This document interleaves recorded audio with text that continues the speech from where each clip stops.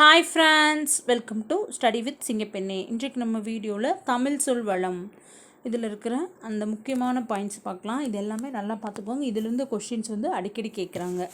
தாள் தாள் அப்படின்னா நெல், கேழ்வரகு முதலியவற்றின் அடிப்பகுதி. தண்டு, கீரை, வாழை முதலியவற்றின் அடிப்பகுதி. கோல் கோல் அப்படின்னா நெட்டி, மிளகாய் செடி முதலியவற்றின் அடிப்பகுதி. தூறு, குத்துச்செடி, புதர் முதலியவற்றின் அடிப்பகுதி. தட்டு அல்லது தட்டை, கம்பு, சோளம் முதலியவற்றின் அடிப்பகுதி. களி, கரும்பின் அடிப்பகுதி. கழை, மூங்கிலின் அடிப்பகுதி. இதில் நம்ம இந்த தாள் அப்படின்னா நெல், கேழ்வரகு அப்படிங்கிறது நமக்கு கொஞ்சம் புதுசாக இருக்கும். தண்டு அப்படின்னா கீரைத்தண்டு, வாழைத்தண்டு, நம்ம பேச்சு வழக்கில் சொல்கிறது தான். மிளகாய் நெட்டி ஒடிக்கிறோம் இல்லையா, அப்போ நெட்டி, மிளகாய் செடி. தூறு, குத்துச்செடி, புதர் செடி. கம்பந்தட்டை, சோளத்தட்டை சொல்கிறோம் இல்லையா, அதோடைய அடிப்பகுதி. கம்பு, சோளம் முதலியவற்றின் அடிப்பகுதி. களி, கரும்பின் அடிப்பகுதி. களை, மூங்கிலின் அடிப்பகுதி. அடி, புளி, வேம்பு முதலியவற்றின் அடிப்பகுதி. அடுத்தது தாவரங்களுடைய கிளை பிரிவுகளுக்கு வழங்கப்படும் சொற்கள். கவை, அடிமரத்தினின்று பிரியும் மாபெரும் கிளை. அதாவது அடியில் மரம் இருக்கு இல்லையா, அந்த வேர் பக்கத்தில் இருக்கு இல்லையா, அந்த பிரிகிற ஒரு மாபெரும் கிளை தான் கவை. அந்த கவையிலேருந்து பிரியறது தான் கொப்பு. அந்த கொப்புலேருந்து பிரியறது கிளை. கிளையிலிருந்து பிரியறது சினை. போத்து அப்படின்னா அந்த சினையின் பிரிவு. குச்சு அப்படின்னா அந்த போத்தின் பிரிவு. இனுக்கு அப்படின்னா குச்சியின் பிரிவு. காய்ந்த தாவரத்தின் பகுதிகளுக்கு வழங்கப்படும் சொற்கள். சுள்ளி, காய்ந்த குச்சி. விறகு, காய்ந்த சிறுகிளை. வெங்கிளி, காய்ந்த களி. கட்டை, காய்ந்த கொம்பும் கவையும் அடியும். தாவரங்களின் இலை வகைகளை குறிக்கும் சொற்கள். இது நிறைய டைம் இந்த பொருந்தாத சொற்களில் கேட்பாங்க. இலை அப்படின்னா புளி, வேம்பு முதலியவற்றின் இலை. தாள், நெல், புல் முதலியவற்றின் இலை.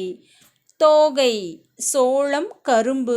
கரும்பு சோகை சொல்கிறோம் இல்லையா, பொங்கலுக்கு நம்ம கரும்பு யூஸ் பண்ணும்போது கரும்பு சோகை 2 சைடும் கட்டுவோம். அப்போ சோளம், கரும்பு முதலியவற்றின் இலை. ஓலை, தென்னை ஓலை, பனை ஓலை, நம்ம பேச்சு வழக்கில் சொல்கிறது. சண்டு, காய்ந்த தாளும் தோகையும். சருகு, காய்ந்த இலை. தாவரத்தின் நுனிப்பகுதிகளை குறிக்கும் சொற்கள். துளிர் அல்லது தளிர். நெல், புல் முதலியவற்றின் கொழுந்து. தளிர் விட்டுருக்கு, நெல் இப்போ தான் தளிர் விட்டுருக்கு, துளிர் விட்டுருக்கு, நம்ம பேச்சு வழக்கில் சொல்கிறது தான். முறி அல்லது கொழுந்து. புளியங்கொழுந்து டேஸ்ட்டாக இருக்கும், வேப்பங்கொழுந்து நல்லா கசக்கும். இது எல்லாமே நம்ம பேச்சு வழக்கில் சொல்கிறது தான். குருத்து, சோளக்குருத்து, கரும்பு குருத்து, தென்னங்குருத்து, பனங்குருத்து முதலியவற்றின் கொழுந்து. என்னென்ன? சோளம், கரும்பு, தென்னை, பனை. தென்னங்குருத்து, பனங்குருத்து, கரும்பு குருத்து, சோளக்குருத்து. கொழுந்தாடை, கரும்பின் நுனிப்பகுதி. பூவின் நிலைகளை குறிக்கும் சொற்கள். அரும்பு, பூவின் தோற்ற நிலை. போது, பூ விரிய தொடங்கும் நிலை. அதாவது பூவின் நிலைகளை குறிக்கும் சொற்கள் என்னென்ன அப்படின்னா, ஃபஸ்ட்டு அரும்பு, பூவின் தோற்ற நிலை. பூ, பூ விரிய தொடங்கும் நிலை. மலர், பூவின் மலர்ந்த நிலை. வி, மரம் செடியிலிருந்து கீழே விழுந்த நிலை. செம்மல், பூ வாடின நிலை. செமைய வாடி கீழே விழுந்துருச்சு, அப்படி ஒரு ஷார்ட்கட் ஞாபகம் வச்சுக்கலாம். செம்மல் அப்படின்னா செமைய வாடி கீழே விழுந்துருச்சு, பூ வாடின நிலை. சரி, கீழே விழுகலை, செமைய வாடிருச்சு. செம்மல் அப்படின்னா பூ வாடின நிலை. வி, விழுந்துருச்சு, அப்போ மரஞ்செடி நின்று பூ கீழே விழுந்த நிலை. தாவரத்தின் பிஞ்சு வகைகளை குறிக்கும் சொற்கள். பூம்பிஞ்சு, பூவோடு கூடிய இளம் பிஞ்சு. பிஞ்சு, இளம் காய், வடு, மாம்பிஞ்சு. மூசு, பழாப்பிஞ்சு. கவ்வை, எள் பிஞ்சு. குறும்பை, தென்னை, பனை முதலியவற்றின் இளம் பிஞ்சு. முட்டுக்குறும்பை, சிறு குறும்பை. இளநீர், முற்றாத தேங்காய். நுழாய், இளம்பாக்கு. கருக்கல், இளநெல். கச்சல், வாழைப்பிஞ்சு. தாவரங்களின் குலை வகைகளை குறிக்கும் சொற்கள். கொத்து அவரை துவரை முதலியவற்றின் குலை. குலை கொடி முந்திரி போன்றவற்றின் குலை. தாறு வாழை குலை. கதிர் கேழ்வரகு சோளம் முதலியவற்றின் கதிர். சோளக்கதிர் சாப்பிட்டோம் அப்படின்னு சொல்கிறோம் இல்லையா, அதுதான். அழகு அல்லது குரல் நெல் திணை முதலியவற்றின் கதிர். சீப்பு வாழைத்தாற்றின் பகுதி. கெட்டுப்போன காய்கனிக்கு வழங்கப்படும் சொற்கள். சூம்பல் நுனியில் சுருங்கிய காய். சிவியல் சுருங்கிய பழம். சொத்தை புழு பூச்சி அரித்த காய் அல்லது கனி. வெம்பல் வெம்பிருச்சு அப்படிங்கிற என்னது, சூட்டினால் பழுத்த பிஞ்சு. பிஞ்சு பழமாக இருக்குது, ஆனால் அது சூட்டுக்குனால அது ஆட்டோமேட்டிக்காக பழுத்துரும். அழியல் குழுகுழுத்த பழம். அழுகல் குழுகுழுத்து நாறிய பழம் அல்லது காய். சொண்டு பதராய் போன மிளகாய். கோட்டான்காய் அல்லது கூகைக்காய்.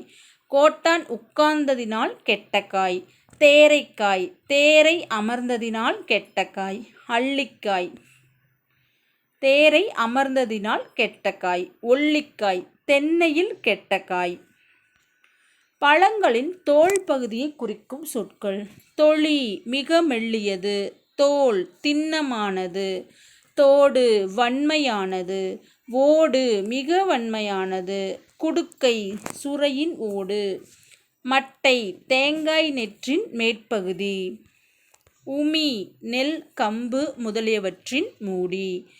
கொம்பை வரகு கேழ்வரகு முதலியவற்றின் உமி. நம்ம ராகி வீட்டிலலாம் சரி பண்ணுவோம் இல்லையா, அது நம்ம தண்ணியில் போட்டாலே தெரியும். தண்ணியில் போட்டு இப்படி கையில் இப்படி அலாசணும்னா அதோட அந்த உண்மையெல்லாம் மேலே வரும். அதுக்கு பேர் என்னது, கொம்பை. தானியங்களுக்கு வழங்கும் பல்வேறு சொற்கள். கூளம் நெல் புல் கம்பு முதலிய தானியங்கள். பயறு அவரை உளுந்து முதலியவை. கடலை வேர்க்கடலை கொண்டைக்கடலை முதலியவை. விதை கத்தரி மிளகாய் முதலியவற்றின் வித்து. கால் புளி காஞ்சிரை முதலியவற்றின் வித்து. முத்து வேம்பு ஆமணக்கு. அது எப்படி இருக்கும், கொட்டை தானே, வேப்பங்கொட்டையும் ஆமணக்கு கொட்டையும் பார்த்தோம்னா நம்ம முத்து மாதிரி அப்படியே இருக்கும். கொட்டை மா பனை முதலியவற்றின் வித்து. தேங்காய் தென்னையின் வித்து. முதிரை அவரை துவரை முதலிய பயறுகள். தாவரங்களின் இளம் பருவத்தின் பெயர்களை குறிக்கும் சொற்கள். நாற்று கத்தரி நாற்று நெல் நாற்று, அதாவது கத்தரி நெல் முதலியவற்றின் இளநிலை. கன்று மா புளி வாழை முதலியவற்றின் இளநிலை. குருத்து வாழையின் இளநிலை. பிள்ளை தென்னையின் இளநிலை. குட்டி விழாவின் இளநிலை. மடலி அல்லது வடலி பனையின் இளநிலை. பைங்கூழ் நெல் சோளம் முதலியவற்றின் பசும் பயிர். தமிழ்நாட்டில் நெல் வகைகள். தமிழ்நாட்டில் நெல்லிலோ செந்நெல் வெண்ணெல் கார்நெல் என்றும் சம்பா மட்டை கார் என்றும் பல வகைகள் இருப்பதுடன் அவற்றுள் சம்பாவில் மட்டும் ஆவிரச்சம்பா ஆனைக்கொம்பன் சம்பா குண்டுச்சம்பா குதிரைவாளிச் சம்பா சிறுமணிச்சம்பா சீரகச்சம்பா முதலிய 60 உள்வகைகள் உள்ளன. இவற்றோடு வரகு காடைக்கன்னி குதிரைவாளி முதலிய சிறு கூலங்கள் தமிழ்நாட்டிலின்றி வேறெங்கும் விளைவதில்லை. குதிரைவாளியில் இப்போ நம்ம ரெகுலர் சிறுதானியங்கள் இப்போ இருக்கிற சூழ்நிலை எல்லாருமே எடுத்துக்கிறாங்க. குதிரைவாளி கருப்பு கவுனி இந்த மாதிரி சிறுதானியங்கள் நிறைய எடுத்துக்கிறாங்க. வரகு சாமை தமிழ்நாட்டிலுள்ளும் தென்னாட்டிலேயே அவை விளைகின்றன. தமிழ்நாட்டிலே ஆனாலும் தென்னாட்டில் தான் இதெல்லாம் அதிகமாக கிடைக்குது. அதுக்கப்புறம் தமிழ் திரு ரா இளங்குமரனார். சொல்லாட்சியில் பாவாணரும் வியர்ந்த பெருமகனார் ரா இளங்குமரனார். திருச்சிராப்பள்ளிக்கு அருகில் அமைந்துள்ள அருளூரில் திருவள்ளுவர் தவச்சாலை ஒன்றை அமைத்தவர் ரா இளங்குமரனார். பாவாணர் நூலகம் என்ற நூலகத்தை உருவாக்கியவர் ரா இளங்குமரனார். தமிழகம் முழுவதும் சொற்பொழிவுகள் வழங்கி வருபவர். தமிழ் வழி திருமணங்களை நடத்தி வருபவர் யாரு, ரா இளங்குமரனார். விழுகளை இழக்க நேரிட்டால் கூற தாய்த்தமிழை இழந்துவிடக்கூடாது என எண்ணியவர் ரா இளங்குமரனார். தமிழ்த்தென்றல் திருவிக்கா போல் இமைகளை மூடி எழுதும் ஆற்றல் பெற்றவர் ரா இளங்குமரனார்.